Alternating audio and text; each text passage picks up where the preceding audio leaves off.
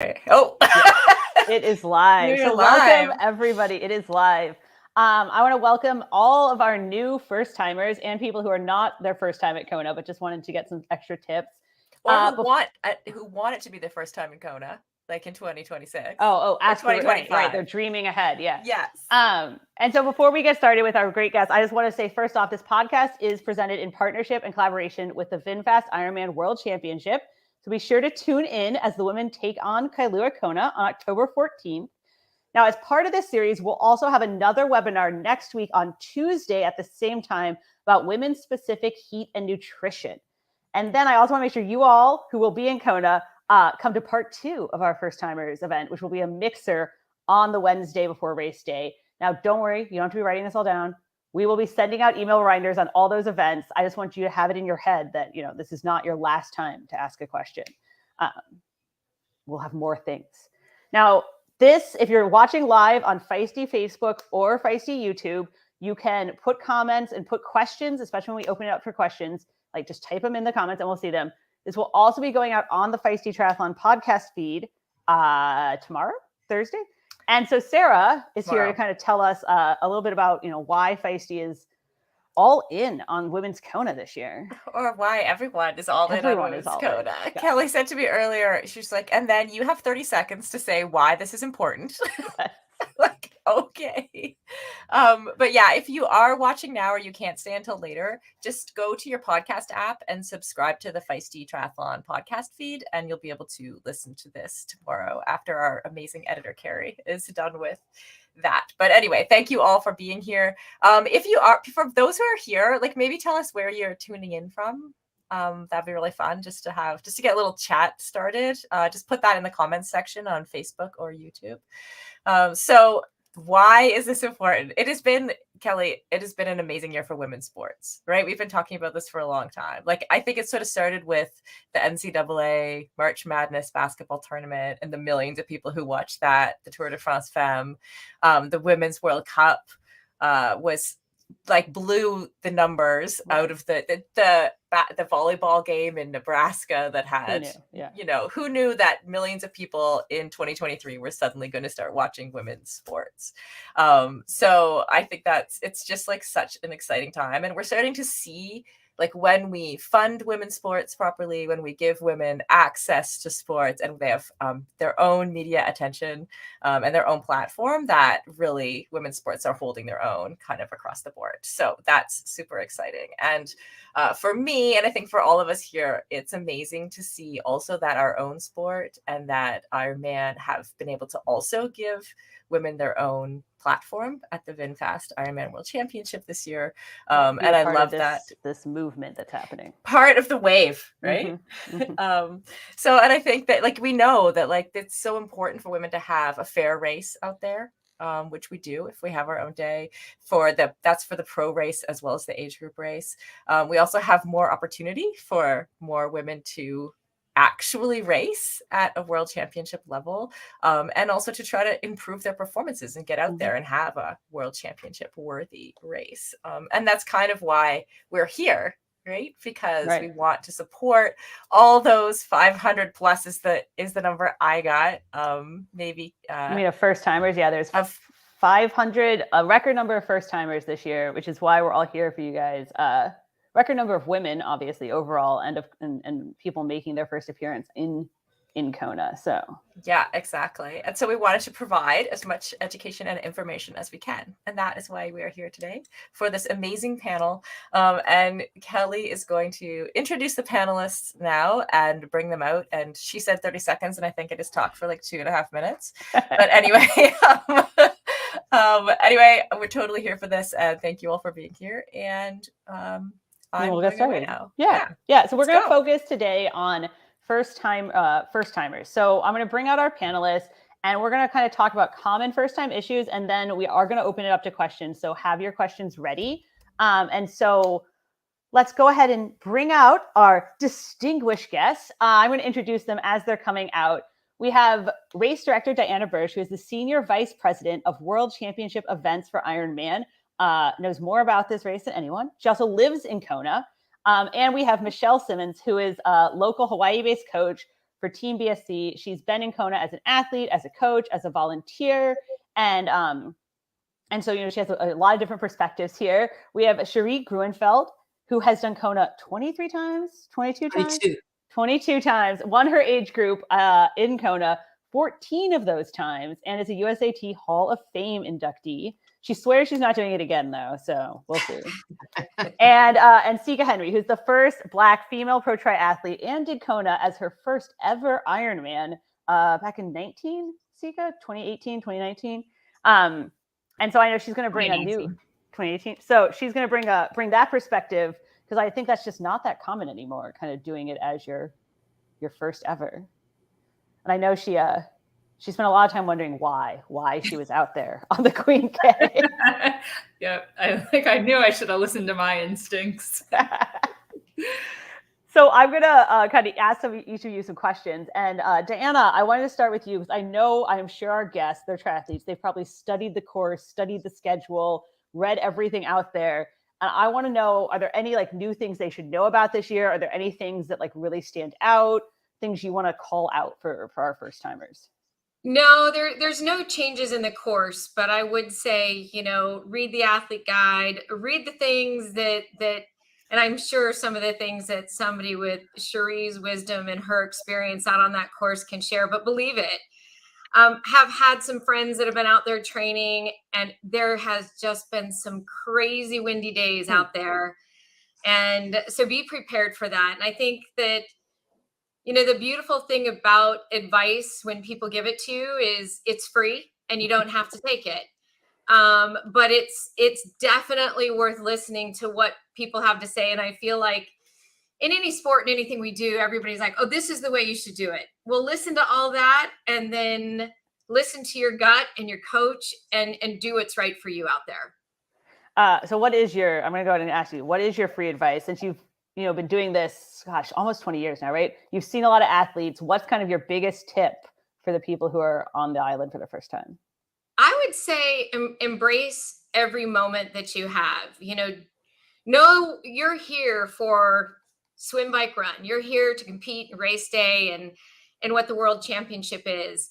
But there is a huge week leading up to it, and where you can and where you have time, get involved, and then really embrace the culture that surrounds Kona and why it's so special. And we definitely have a gift to live here, and it's absolutely, there's something unique and special no matter where you train and where you race. But there's a reason that, Kona has that it is a legend, and that people talk about it and dream to get there. And I think one of the things that many people do is, especially when it's your first time, it's overwhelming and you're excited and there's so much in front of you. But if you can take a chance and stop and pause and look around and just cherish the fact that you made it to the start line of the Ironman World Championship, and then try to embrace every aspect of it. I know we have, I always make fun. So very type A triathletes, right? I know a lot of people have been like, there isn't an athlete guide out yet. So I'm going to go ahead and ask you, when are they going to be able to read that, pour over that?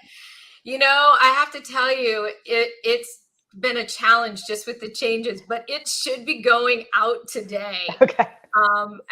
We totally understand that. There's been a couple of hiccups, but hopefully they'll have bedtime reading and morning time reading wherever you are in the world. And obviously Diana lives in Hawaii, but Cherie, you're not in Hawaii, and yet you've succeeded at Kona so many times. And I know a big concern for people their first time is kind of how to adapt to that heat, that humidity, if you're not from there. Like, it's one thing if you can go and do, a pro level camp, but if you're showing up race week, what are your tips for how to deal with the heat, how to deal with the humidity, how to acclimate? Well, I have a little bit of an edge because I live in the desert, and so at least I know about the heat, but not the humidity. If they get there race week, there's not a lot of acclimation time. Sure. So probably the best thing that I would tell you is be mentally prepared for it. These conditions are not like any conditions that you've raced in, which makes this Ironman very different than any other Ironman. And we can talk about the winds, you can talk about the heat, you can talk about the humidity. And the biggest thing is to expect it. Don't Okay. go out there thinking that it's going to be if you wake up in the morning and you don't feel any wind and it's like 70 degrees, it's not going to be a gentle day. And you need to understand that. So if you go in with that understanding, I think that you'll feel it, but you'll be able to handle it. It's a mind game. It's a mind game. It's a mind game. So because there's really no point in trying to acclimate at that point. Well, right? Acclimate, no, but there is, and I mean, somebody else might tell you something different, but I think with a week, that's a little difficult to get a lot of acclimation. But also to understand that in these kind of conditions, you have got to have a drinking plan, a nutrition plan, and you must stick with it. If you let yourself get distracted out there with the winds or whatever, and you stop drinking, your race is over, and you don't want to do that. So understand that too. What do you do when you get, I mean, you just said obviously you're used to heat, but when you get in, a week out or during race week, do you spend it all in air conditioning and then stay cool and refreshed? Or do you try and get some runs out and get sweaty and get used to it? I have a plan, and it's not to work very hard, but I do get out into it. And I would I would tell people to do that. But remember, you're not going to be able to do any kind of easy run in Kona. Especially if you're not acclimated to that weather. You go out for a little 2-mile run and you come home drenched and you feel tired. So just spend time in it, though. I'm not an advocate of putting on AC anytime that you're in Kona before the race. Well, that's good because most places don't seem to have it. So, Michelle, I mean, you've coached a lot of athletes there. You've been there you think you've been there like 100 times, right? As a spectator, a coach, an athlete. What do you tell your athletes about acclimating, dealing with that heat and humidity, nailing that nutrition, like Shuri said? So my local athletes don't have to do a lot of acclimation, right? Because we live and train here, and so we know where our limits are. Athletes that are coming from the mainland, a couple of things. First of all, if you have access to a sauna or some way to get yourself really hot, what research shows is, so this is before you arrive, right? So you're not a pro, you can't come 2 or 3 weeks early. You do have access to a sauna at home. Or you can make a heat chamber, where you're riding your bike or whatever. The protocol is 10 days in a row, exposing yourself to heat for 30 to 60 minutes, starting 16 days out for 10 days. Right. So we're right now. And then, you would start today and then go for 10 days and then not for the last 6 days. And the reason you would not do it in the last 6 days is because that's the time that you're trying to freshen up. You're trying to, increase your energy levels. You're trying to reduce your stress levels. And so to Shari's point, spending tons of time, she's right. There's not easy running in Kona. If you go out and you're I'm just going to do an easy 3-mile run and you run 9-minute pace, even if that's slower than what it was at home, that is going to be a stress on your body. So just planning for that and understanding that, that all of our thresholds are lower in the heat than they are when it's cooler. So I would not recommend to mainland athletes that they try to push whatever percentage of FTP is on their plan. If they were racing Ironman Wisconsin, you would lower that a little bit, maybe go by feel, watch your heart rate, see how you're doing. Again, to Shari's point, the hydration part is critical. Okay. I advise my athletes to this gets tricky because it's your own personal plan or whatever, but avoiding plain water as much as possible, unless you're taking electrolyte tabs or something on top of it. But a huge mistake I made the first time that I did Kona was 2007. I didn't know as much as I know now. I learned a lot that year because I totally screwed it up. But I was out there on the bike just thinking, I need a drink. And I just slammed so much fluid, mostly water. And it was a legitimate dangerous situation for me. This is, before we really knew about what hyponatremia was. It's easy to do to yourself out there because you can drink that much plain water and you're not helping yourself if you do. So have your own bottles, take the Gatorade. You can supplement with some water, just don't go overboard on the water. I see what you're saying, because it's easy to feel like you're sweating so much Well, I mean, it's not like don't go overboard on the liquid. It's just making sure that you're getting enough electrolytes, right? And so it's really possible, I think, in Kona more than anywhere else, to really overdo it on plain water. Interesting. Now I'm like, maybe that was my problem.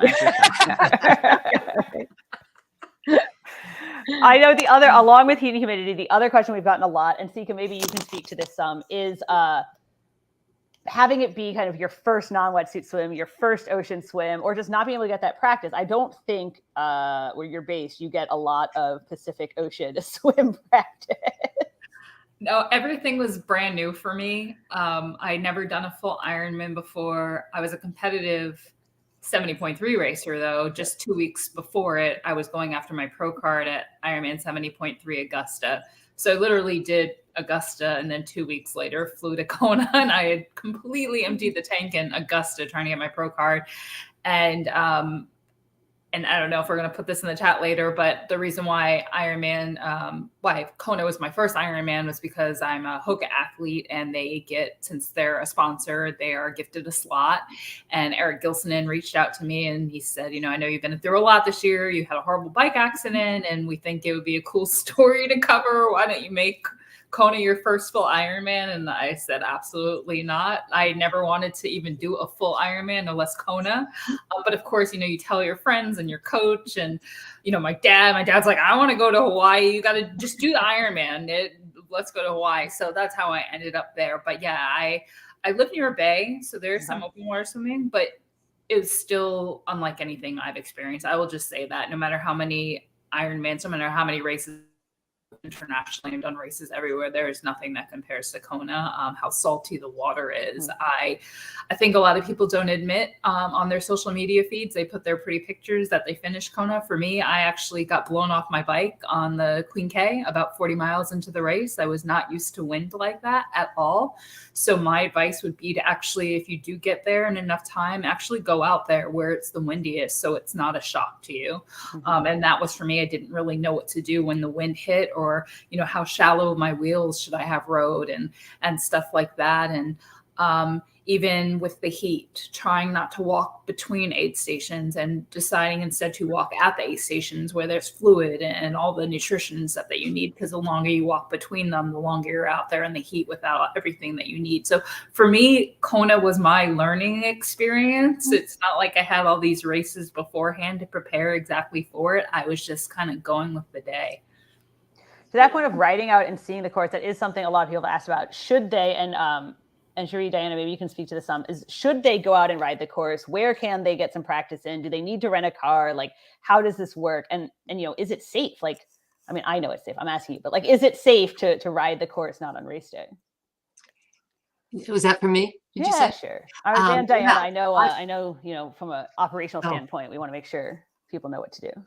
I would definitely get out on the course. You don't want to ride long. If you're only there for a week, you don't want to ride long. It's very helpful if you have somebody that is with you. We try and drag our support along with us, who can drive you to a point, because you should see the Hobby Hill, and you may not want to ride the whole thing, and you don't want to ride out to it. So you want to drive out to the Hobby Hill, and you can park there and then ride a part of it, and you'll experience the winds there. And that's where there is a long, steep grade. So I would suggest that you try and get out there and ride that. There's also people who have done this race a lot of times. Everybody will tell you the toughest part of that bike course, believe it or not, is at least for regular people, I don't know about pros like Sika and the others, but is the last 35 miles when you get back onto the Queen K Highway to town. You've done a lot of work, and you're ready to be off the bike, and you got 35 miles, and it's the longest 35 miles you'll ever ride. And it's windier because the wind comes up in the later in the day. So it's windier, and you keep thinking, I'm not making the progress I need to make. So it's a mind game out there. I would, if you don't want to ride the whole 35 miles, if you don't have to get there in time to do that, just get on the bike and ride a piece of it so that you get a feel of what it's like. But the roads are perfectly safe out there. I mean, there's traffic, but the roads are certainly perfectly safe if you behave like a good biker should. Right. We're talking on the Queen K in the shoulder. Yeah, and up to Hobby. Yeah. But definitely, if they don't get the chance to ride it, they should at least drive up to Hobby and experience, just get out of the car and hope that they're on there, not one of those rare days where it's not terribly windy, so that they can at least see it firsthand. I do. You're right that the ride back in, I think my coach told me if you get to the airport on your way back and you only feel mostly terrible, you're doing great. So. That's right. It's funny she brought up the last 35 miles because that's when I decided in my head that I wasn't going to do the marathon and that I just needed to make it to the changing tent so I could lay down and be done with the day. But you did the marathon. Yeah, I got back out there. But that is a very tough point in the race. That's a great point. That's why mental strength is we'll talk about that later, but you got to be able to tell yourself, I can get through this. And Diana, logistically, like Sherry just explained a lot of those good answers about where to stop and where to drive. I know people are very concerned about kind of logistically, where can they ride? Where can they do a practice swim? From like Ironman perspective, what are you guys telling them?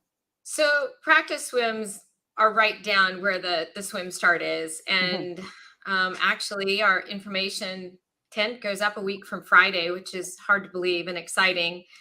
So that area, it's an open body of water, and people, as you know, that whole area downtown in Kona and the pier just becomes electric, and it's a very exciting place to be during race week. When it comes to the bike, don't ride your bike into NELHA, the Natural Energy Laboratory Hawaii Authority.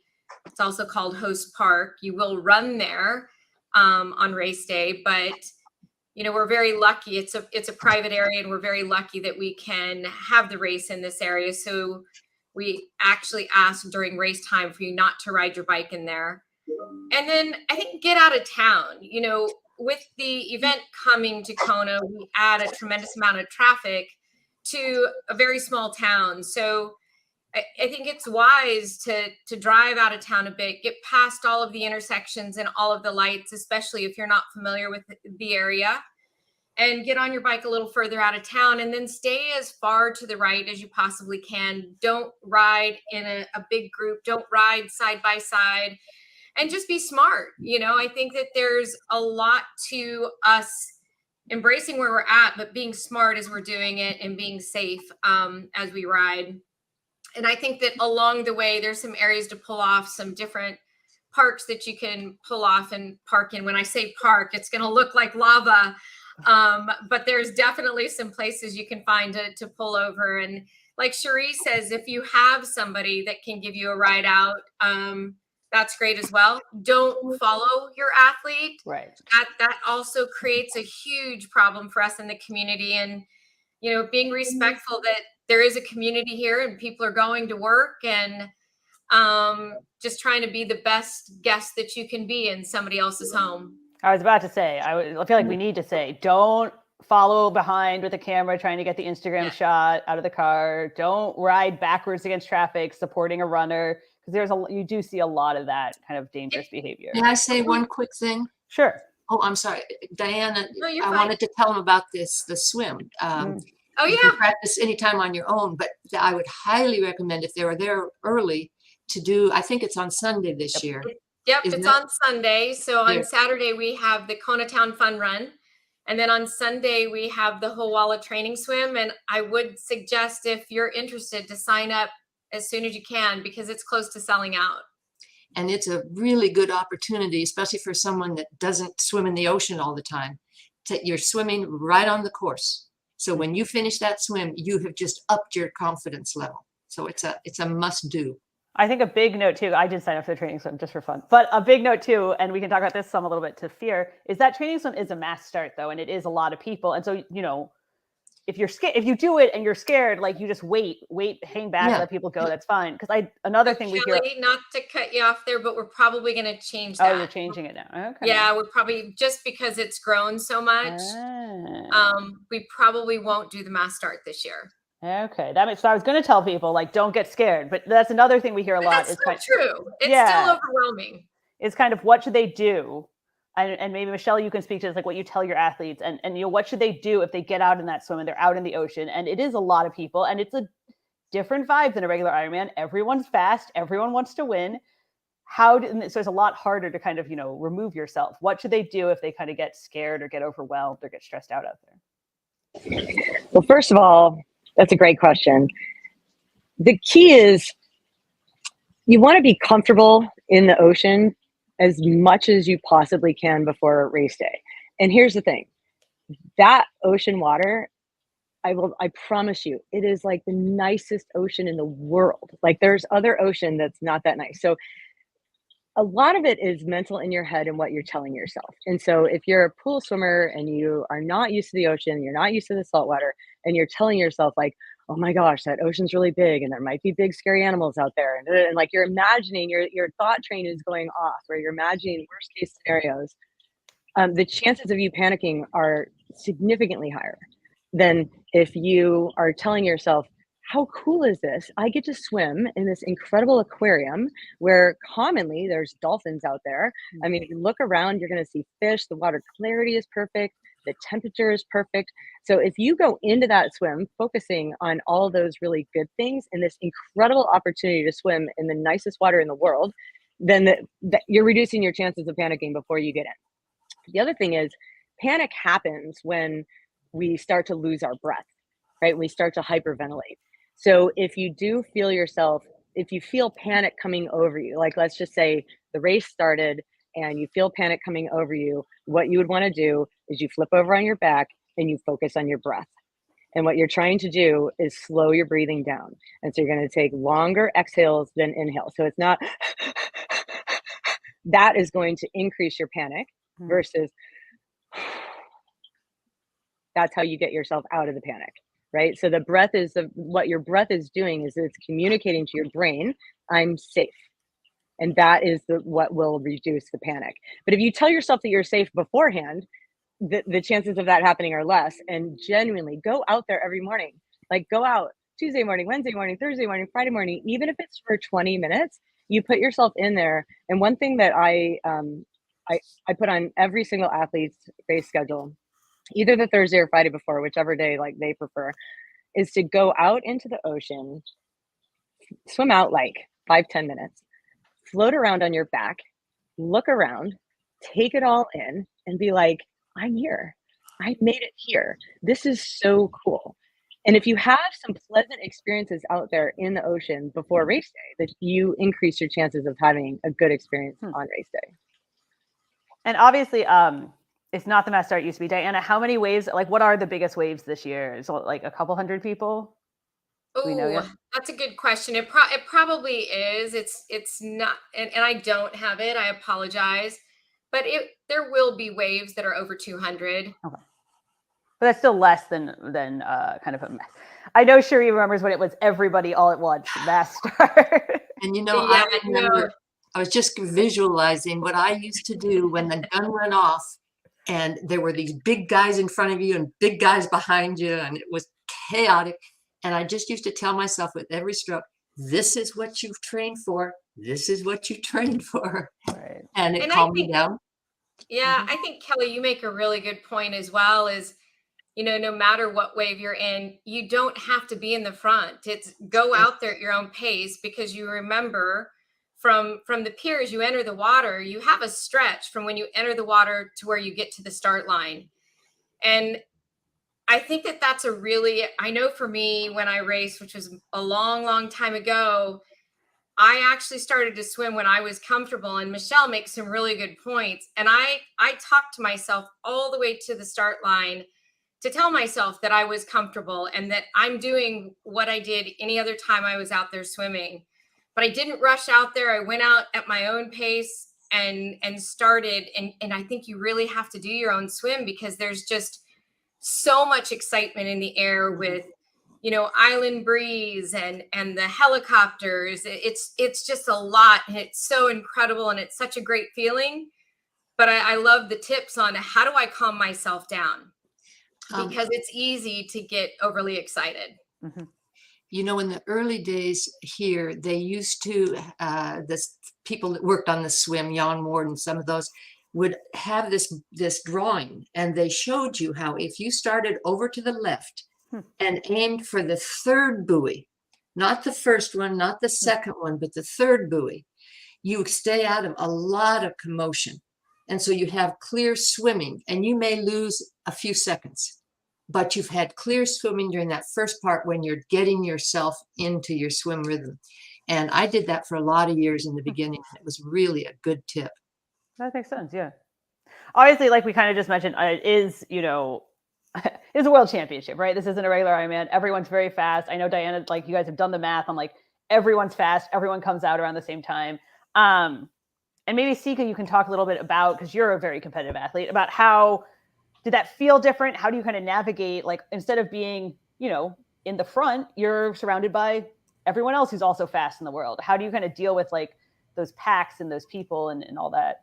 Yeah, it was very unique in that way, where when you do most races, you have, you know, the elite at the front, and then you have sometimes first timers, people on mountain bikes, and they're just trying to make the cutoff. But Kona isn't like that. The people that have made it there to that point are very, very fast, and they know what they're doing. So in fact, I found myself looking at, okay, what's in people's nutrition bags, and even going through the turnaround on the bike. I thought everybody just, you know, stopped, got their foods, went to the side of the road and did what they needed. But no, it was everybody was riding as they went, and they grabbed their bag and stuff. So I would say everybody was really experienced. So I felt like an amateur, like a total amateur again. But it was pretty cool to be amongst the best in the world. I felt like how lucky am I that I get to be out here with so many people with incredible stories and stuff, and everybody has one. So yeah, no, I think if anything, I took more comfort in the fact that everybody was just amazing, and yeah, just knew what they were doing. So I tried to feed off of that. And what did you tell you? We talked a little bit about the mental strength, you know, a lot of Ironman's mental strength. What did you end up, I know it was your first one and you learned, but what did you end up telling yourself that got you through it? Oh, I had to use every mantra in the book, I think. So at that 35 mile, with 35 miles left on the bike, when I started thinking that I was going to drop out the race, that once I got to the 10, I wasn't going to go out and do the marathon. I actually saw Roderick Sewell. He was the first double amputee.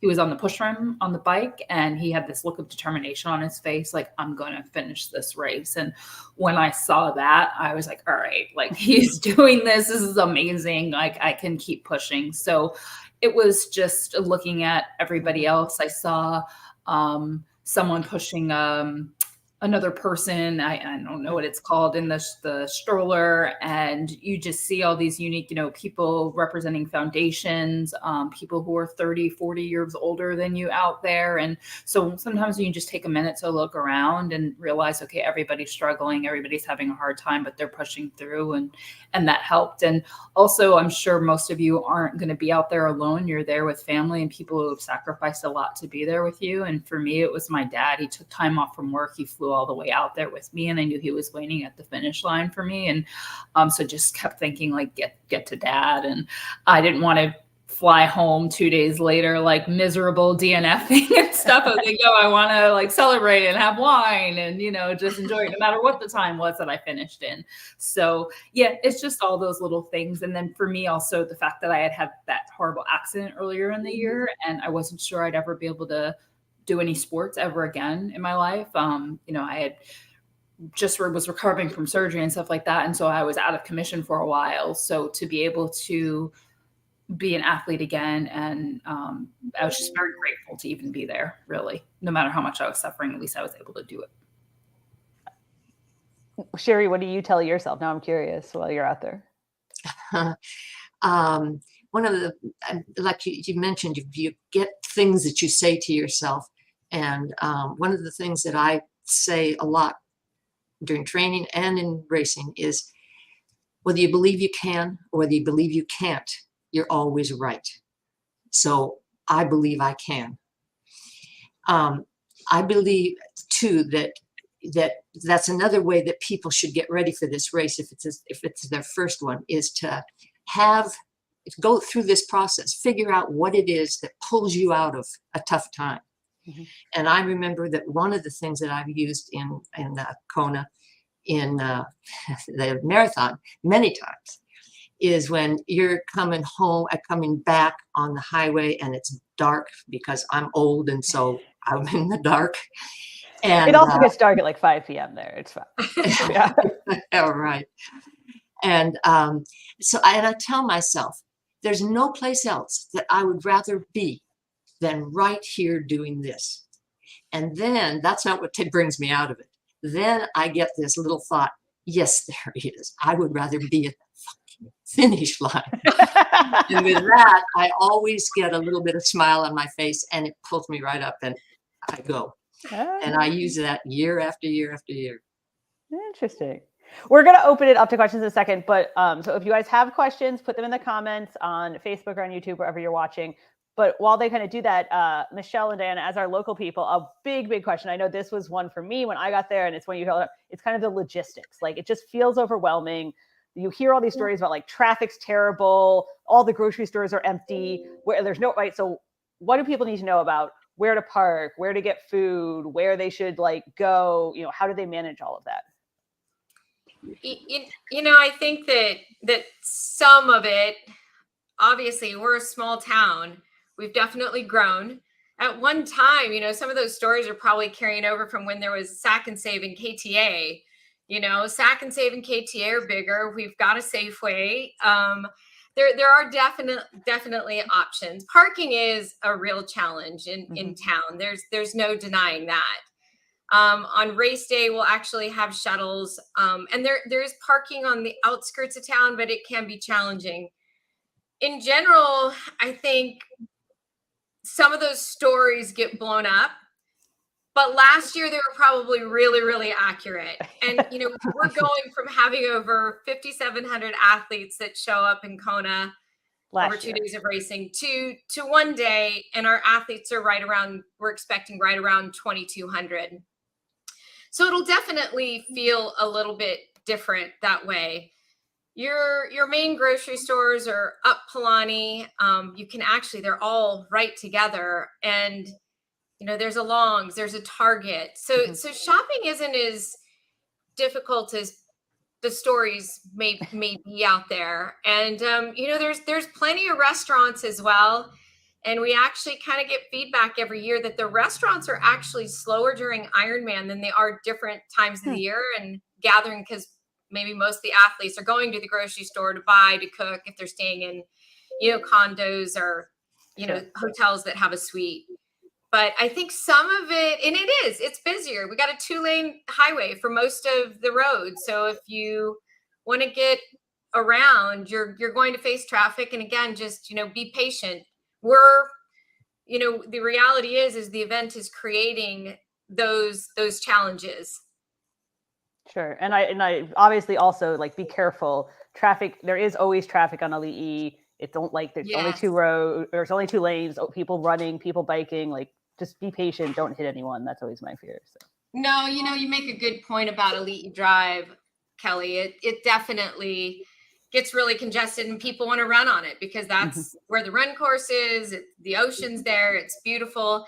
And I'm sure Michelle has some tricks, especially she's a coach here. She's training, I'm sure, a tremendous amount of athletes. I'd love to hear what she has to offer. Yeah. So do you have any secret tips, Michelle? For like, specifically, what is the question? The logistics. So like managing the Kona, like, and you don't need to tell us your secret parking spot that you're like going to hold. No, I won't tell you my secret parking spots, but yeah, because there's like one. And no, I always try to get a place where I can like walk down, and I'm just not dealing with parking. So I book a year out and pay whatever I need to pay so that I can be close and walk and not deal with the parking situation. Sure.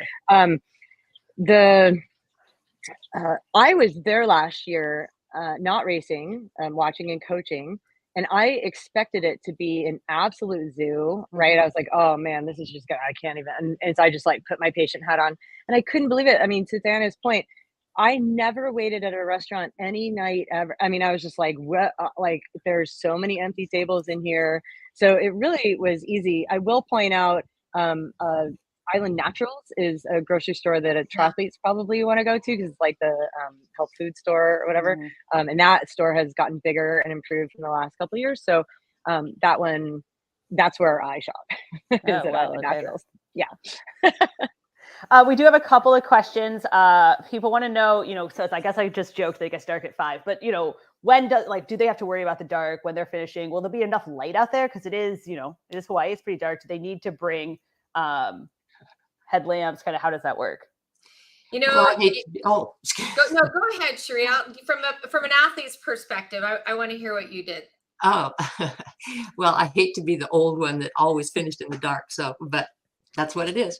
The athlete asked, should I bring a headlamp? And when do they need to worry about it? Absolutely. But it is far better, Diana, than it used to be. There's more light out there than there used to be. But if you are out there after the sun goes down, it gets in between the aid stations.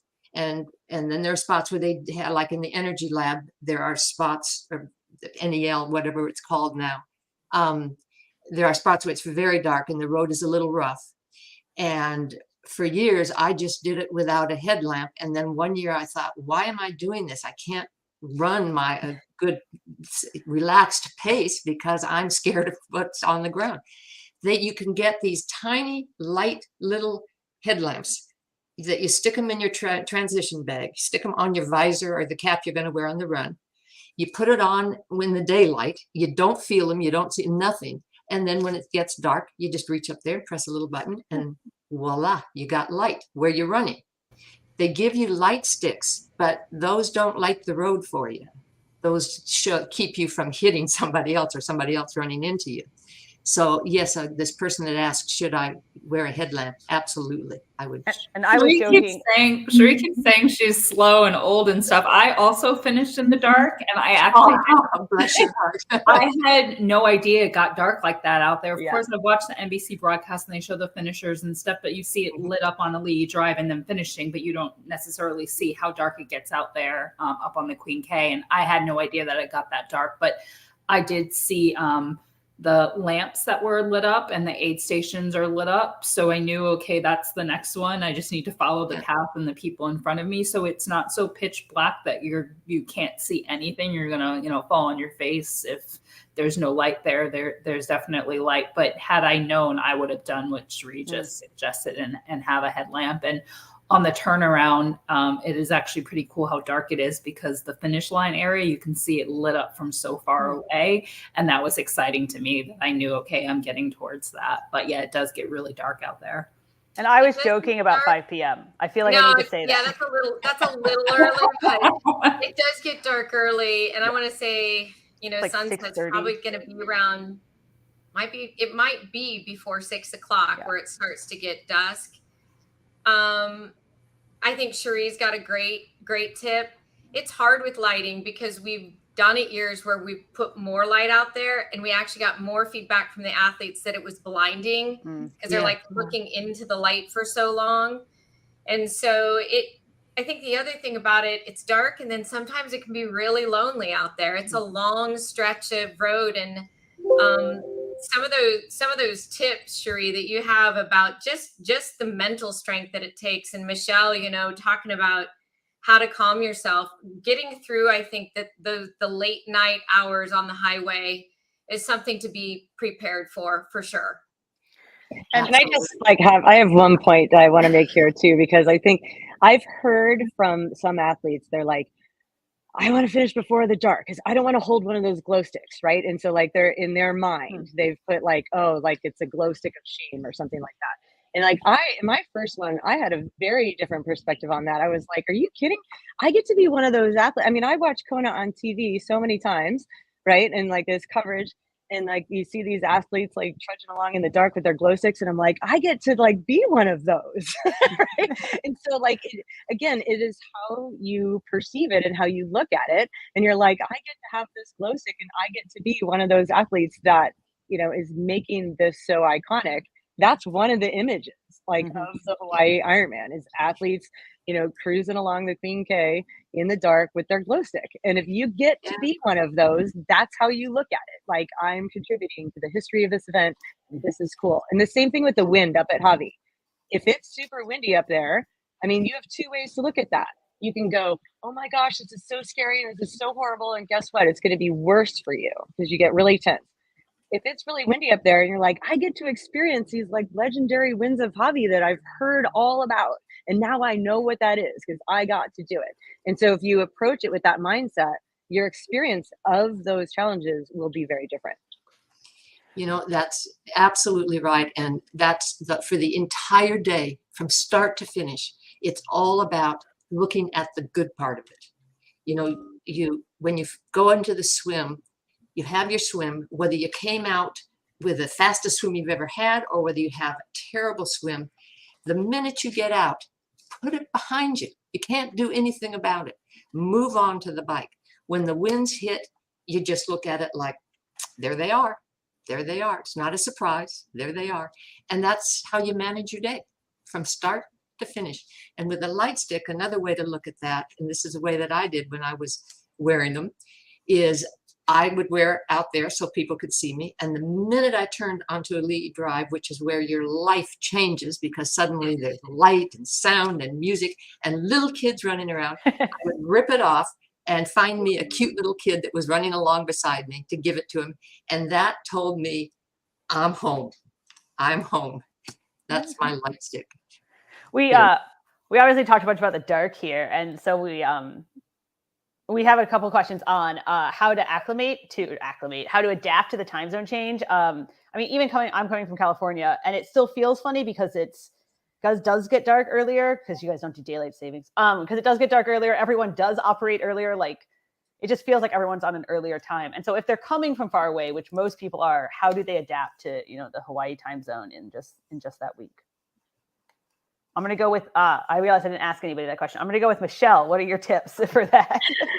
So here's the thing. And I live in Hawaii. And so when I traveled to the mainland and then I traveled back, it is infinitely easier to adjust to a time change when you're traveling west. So if you're coming from the mainland and you're going to Hawaii, it's so much easier. You will have a much harder time adjusting back to the time change when you're going home, right? So just, really the main thing is getting your circadian rhythm back on track, and the orchestrator of that is the sun.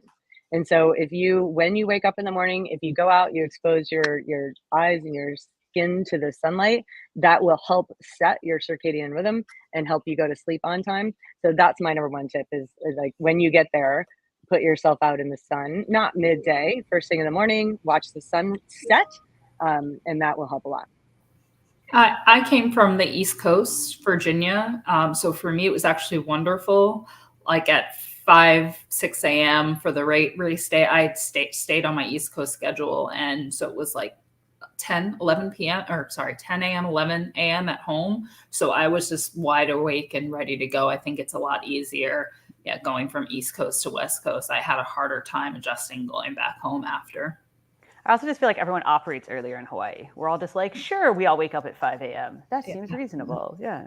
Well, I naturally woke up at that hour because it felt like 10 a.m. at home.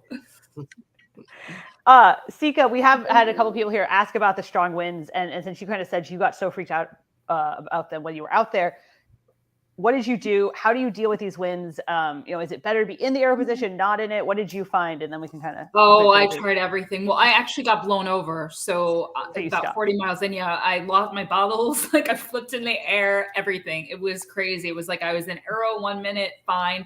It's difficult because it's gusts. Sometimes it'll be calm and then all of a sudden out of nowhere there'll be a strong wind, so you're not necessarily prepared for it. What I did learn while I was out there and watching people, they sort of leaned into the wind, and I tried to do that. I thought if I slowed down or something, maybe that would help, but it's actually better to just like keep your cadence going and everything like that. If I could reverse time, I used V6, so I used kind of deep dish wheels. I would have gone much lighter. I don't think you need anything, especially on the front wheel. I would have probably changed that as well. You don't need anything that deep. I mean, sure, if you're somewhere racing an Ironman that is not that windy, you can't use a disc wheel in Kona, and it's for a reason. So little things like that I would have changed. But Yeah, I don't know. I found it really, really difficult. The thing that I had recommended earlier was actually going out there. I think had I experienced it first, even if it was just 10 miles or a few minutes out there, I would have been better prepared. But because I had never experienced anything like that, it was just like, oh my gosh, what have I gotten myself into?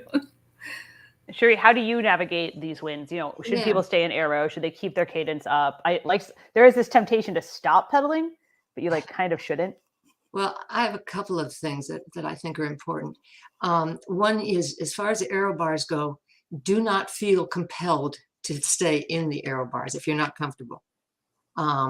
Because there are times when you just feel like you need to be hanging on to the bike. So but whether you're in your aero bars or whether you're not, try and make sure that you're putting as much weight forward on your front wheel as you possibly can.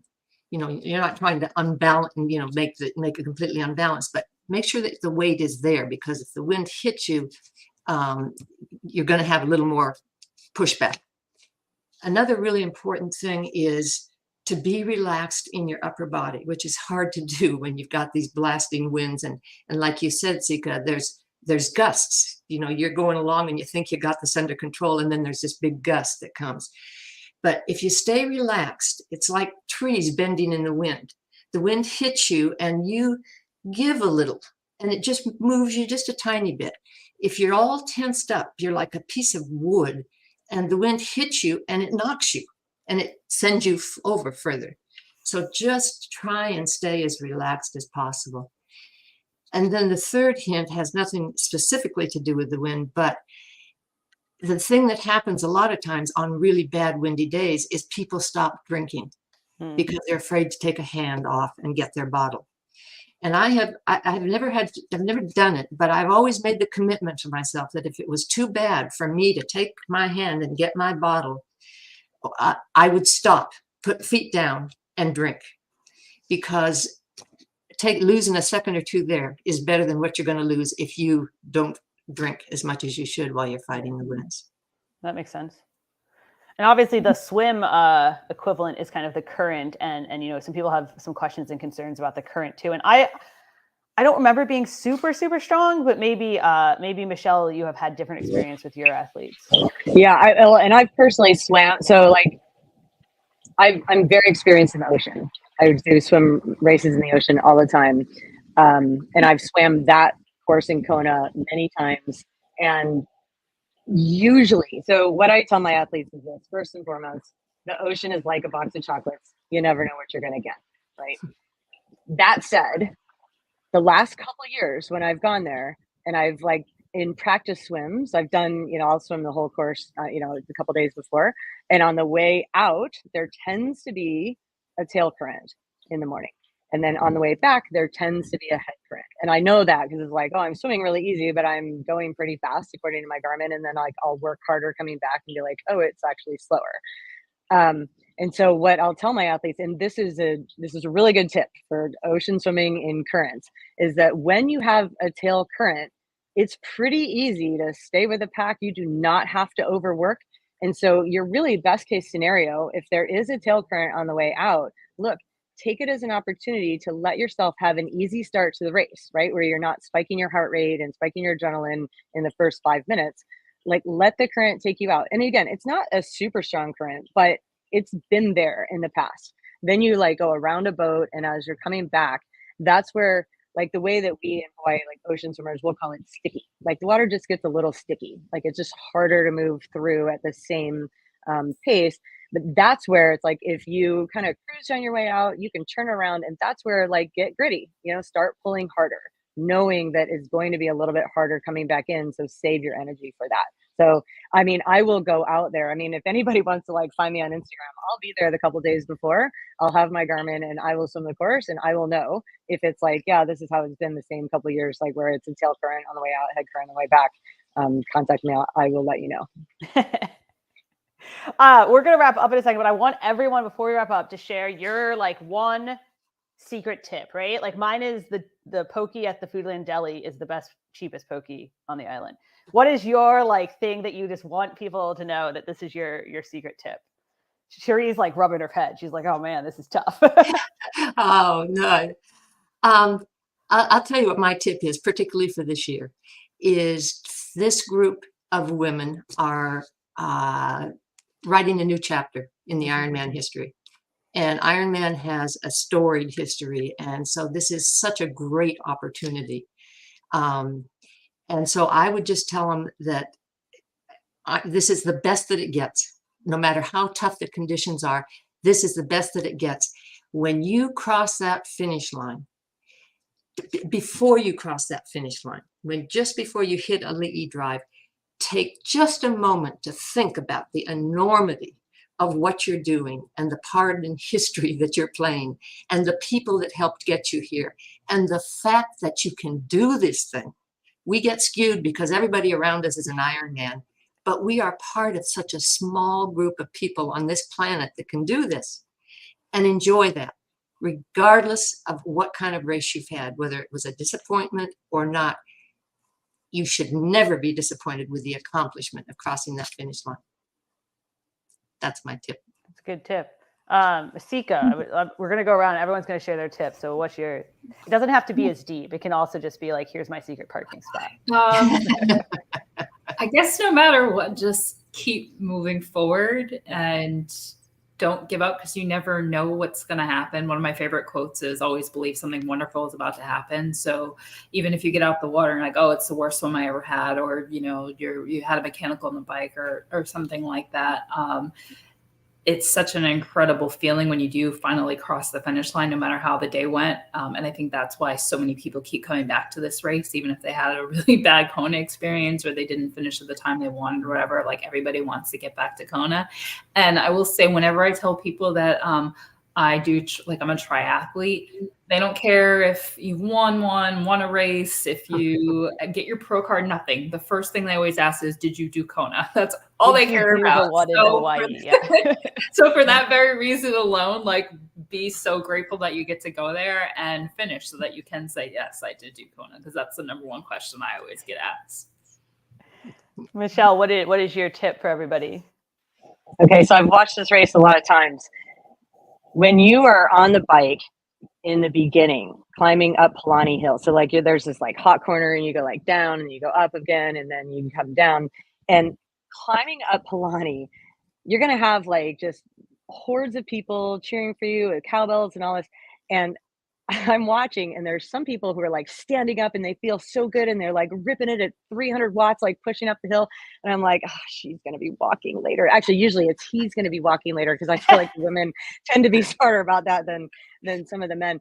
But literally, it's like when I see a woman sitting down, spinning, controlling herself, controlling her breathing, not going crazy up that hill, that is a potential energy waster right there on that hill. Yeah, so sit and spin up Palani. That's my tip. That's your tip. All right, that's a good tip. Yeah. Good.